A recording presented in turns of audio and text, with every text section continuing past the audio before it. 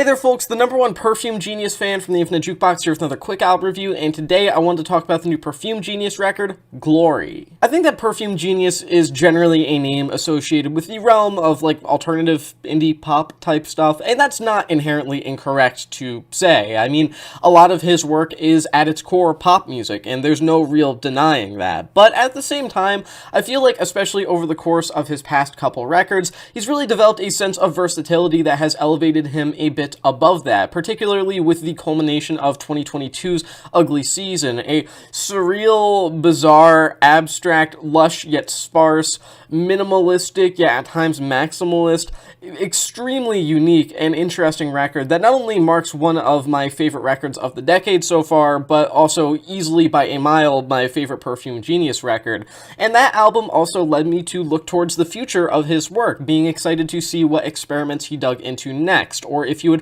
go back more to the sounds of some of the most popular records that he's put out so far, like 2020's Set My Heart on Fire Immediately, for example. And now here we are, a few years later, 2025's Glory, a follow-up to Ugly Season, his last full-length studio album, and I won't lie, even though I think it's solid and not a bad record by any means, I consider it a fair bit of a letdown as well. There are a lot of things that I do like about this record, to clarify. One, the production here is pretty fantastic overall. Blake Mills does a wonderful job incorporating this very sort of majestic kind of atmosphere that definitely develops over the course of the album's runtime, and by the end of this record, I'm actually pretty invested in the very elegant and subtle, nuanced, yet at the same time generally just pretty atmosphere that's being developed by a lot of the instrumental work here, and how nicely it all just sort of melts together into this one sonic wall that isn't necessarily overwhelming or obnoxious, but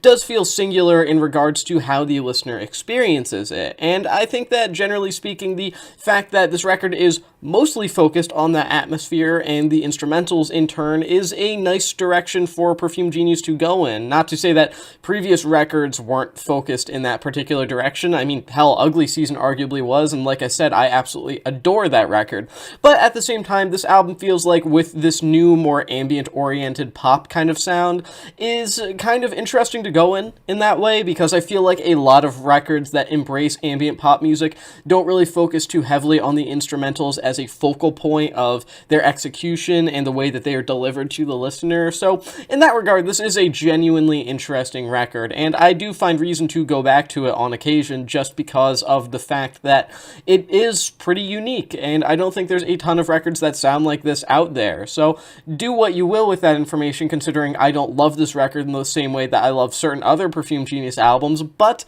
it's still him doing what he does best, making music that doesn't really sound like it could have come from anywhere or anyone else. Now, my thing is, while I do love the production on this record because of how it just really nicely elevates this record to feeling like something more atmospherically ear-catching and generally investment-worthy than it otherwise would be, this album's really, really subtle. And while I don't think that's fully a bad thing or anything like that, there are a lot of moments that begin to slightly dull my interest just because they don't feel like they're going anywhere. While I think the ambient influences are executed pretty well here overall, there's just a lot of tracks, especially towards the midpoint of the record, that I feel are just pleasant sonically speaking, but don't really have a ton to offer otherwise. Tracks like Left for Tomorrow, for example. And while I do think that the lyricism here is strong in the same sort of, at times, abstract poetics kind of way that any Perfume Genius record is,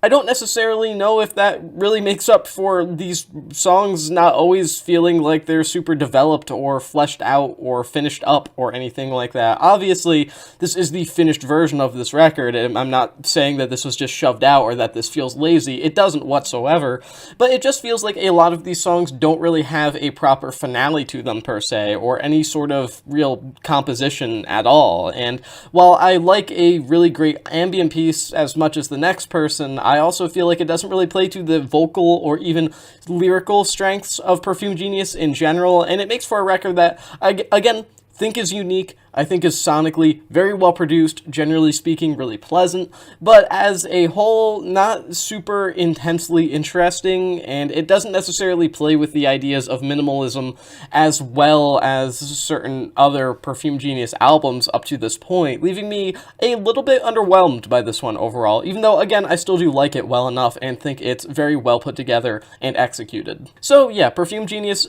still a good, name, band, whatever you want to consider it, solo project, whatever.